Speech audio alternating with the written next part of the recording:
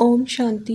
अव्यक्त वाणी पुस्तक से 22 जनवरी 1969 के महावाक्य हैं।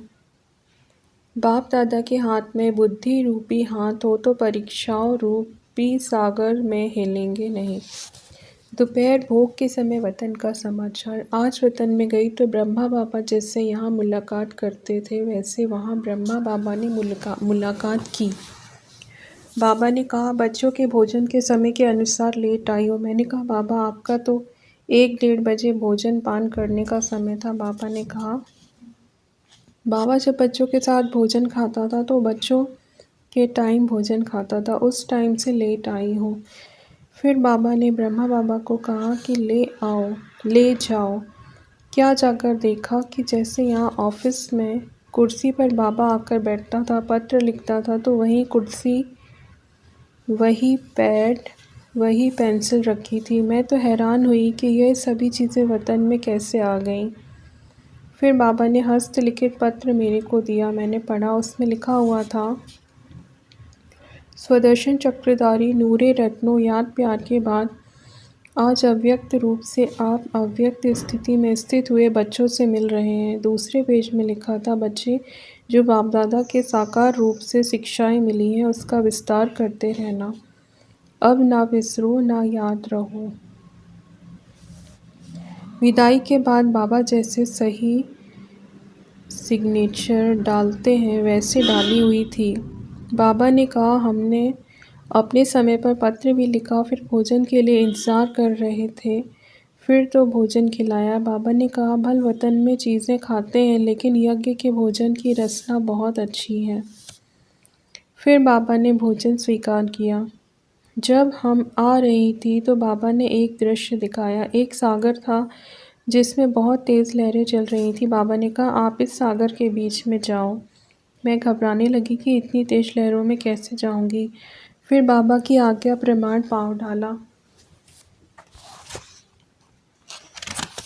जहाँ पाँव रखा वहाँ की लहर शांत होती गई। फिर देखा कि बाप दादा दोनों ने छोटी छोटी नावें उस सागर के बीच में डाली, लेकिन कोई नाव तो सागर की लहर आने से गायब हो गई, कोई तो लहर से इधर उधर होती रही और कोई तो जैसे थी वैसे ही रही।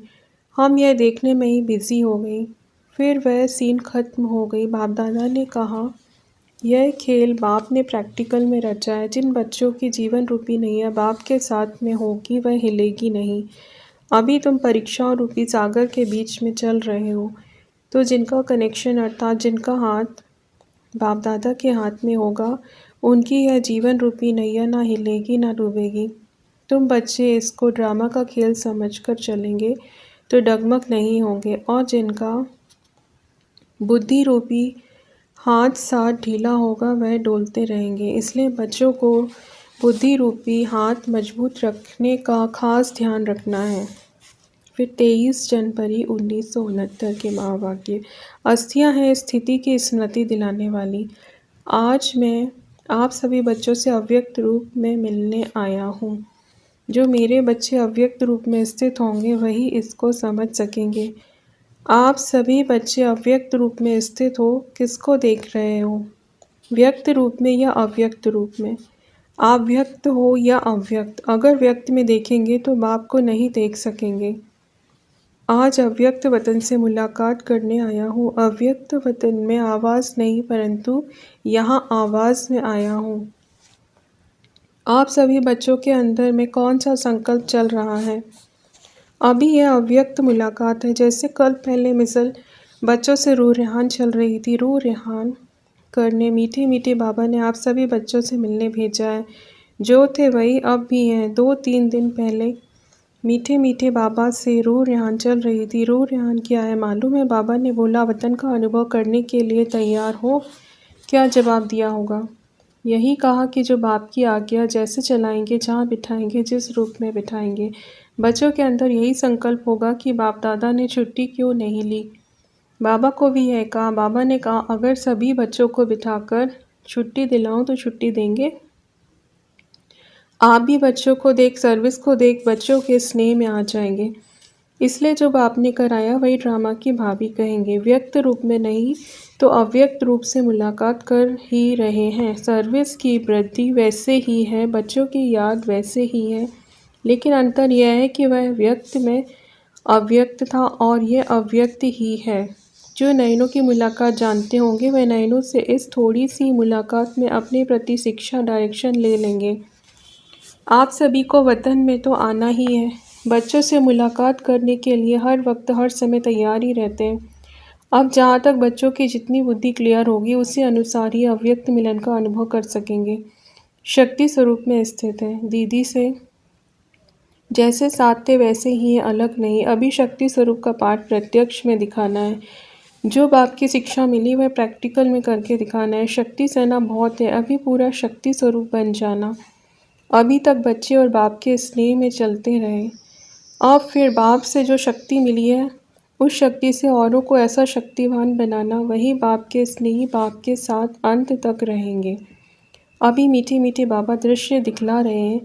आप सभी बच्चों का आप अस्थियां उठा रहे थे। अस्थियों को नहीं देखना, स्थिति को देखना। यह अस्थियां स्थिति स्वरूप हैं। एक एक रग में स्थिति थी तो बाहर से वह अस्थियों को रखा है, परंतु इसका अर्थ भक्ति मार्ग का नहीं उठाना। इन अस्थियों में जो स्थिति भरी हुई है हमेशा उसको देखना है। साधारण मनुष्य को यह बातें इतना समझ में नहीं आएंगी। बच्चों का स्नेह है और सदा रहेगा, 21 जन्म तक रहेगा। आप सभी सत्युग की दुनिया में साथ नहीं चलेंगे, राज्य साथ नहीं पाएंगे, साथ ही हैं, साथ ही रहेंगे जन्म जन्मांतर तक। कभी भी ऐसा नहीं समझना बाप है दादा नहीं, यह दादा है तो बाप नहीं। हम दोनों एक दो से एक पल भी अलग नहीं हो सकते। ऐसे ही आप अपने को त्रिमूर्ति ही समझो, इसलिए कहते हैं त्रिमूर्ति का बैज हमेशा साथ रखो। जब ब्रह्मा विष्णु शंकर तीनों को देखते हो तो आपके भी त्रिमूर्ति की याद अर्थात अपना स्वरूप और बाप दादा की याद, त्रिमूर्ति की स्थिति मशहूर है। इसमें ही आप सभी बच्चों का कल्याण है। कल्याणकारी बाप जो कहते हैं, जो कराते हैं, उसमें ही कल्याण है। इस एक एक महावाक्य में, एक एक नज़र में बहुत कल्याण है, लेकिन स्थूल को परखने वाले कोई अनन्य और महारथी बच्चे हैं। अब बाप भी इतना ही शीघ्र कर्मातीत स्थिति में स्थित रहने का पुरुषार्थ करो। अब आप भी इतना ही शीघ्र कर्मातीत स्थिति में स्थित रहने का पुरुषार्थ करो। जैसे यहाँ हर समय बाप दादा के साथ व्यतीत करते थे, वैसे ही हर कर्म में हर समय अपने को साथ ही रखा करो। बच्चे यही शिक्षा याद रखना, कभी नहीं भूलना। संबंध, स्नेह, स्मृति स्वरूप, साथ साथ सरलता स्वरूप, समर्पण और एक दो के सहयोगी बन सफलता को पाते रहना। सफलता आप सभी बच्चों के मस्तक के बीच चमक रही है। अब बहुत समय हुआ है और कुछ कहना है। सूक्ष्म वतन में बैठे भी हर बच्चे की दिनचर्या, हर बच्चे का चार्ट सामने रहता है। व्यक्त रूप से अभी तो और ही स्पष्ट रूप से व्यक्त रूप की तुलना में देखते हो, इसलिए सभी के रिजल्ट देखते रहते हैं। जितना अव्यक्त स्थिति में स्थित होंगे उतना उस अव्यक्त स्थिति से कर्मेंद्रियों द्वारा कर्म ऐसा होगा जैसे श्रीमत राय दे रही है। यह अनुभव बच्चे पाएंगे। अब अपनी अव्यक्त स्थिति के आधार से ऐसा काम करना जैसे श्रीमत के आधार से हर काम होता रहा है। हर चीज़ के साथ बाप का स्नेह है, उससे उतना स्नेह रखना ही अपने को सौभाग्यशाली बनाना है। रग रग में किसके साथ स्नेह था? 5 तत्वों से नहीं, स्नेह गुणों से ही होता है। स्नेह था, नहीं है और रहेगा। जब तक भविष्य नई दुनिया ना बनी है तब तक यह अटूट स्नेह रहेगा। स्नेह आत्मा के साथ और कर्तव्य के साथ ही है, तो फिर शरीर क्या, अंत तक साथी रहेंगे। जिसका बाप के साथ स्नेह है वही अंत तक स्थापना के कार्य में मददगार रहेंगे। इसलिए स्नेही होने की कोशिश करो। कैसी भी माया आवे मायाजीत बनना।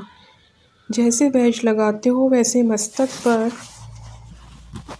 यह विजय का बैज लगाओ। मधुबन का नक्शा सारे वर्ल्ड के सामने म्यूजियम के रूप में होना चाहिए। अविनाशी भंडारा है और इसका और भी ज़्यादा शो करना है। जैसे सभी बच्चे पत्र लिखते थे वैसे ही लिखते रहना, जैसे डायरेक्शन लेते थे वैसे ही लेना।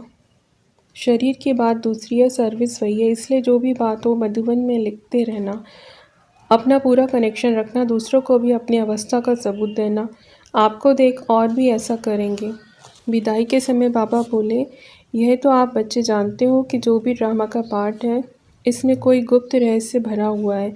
क्या रहस्य भरा हुआ है, वह समय प्रति समय सुनाते जाएंगे। अब तो आपका यही यादगार जो आकाश में है, दुनिया वाले इन आँखों से देखेंगे, यह धरती के सितारे किसकी श्रीमत से चल रहे हैं। बाबा ने कहा, ज़्यादा समय वहाँ नहीं बैठना। ओम शांति।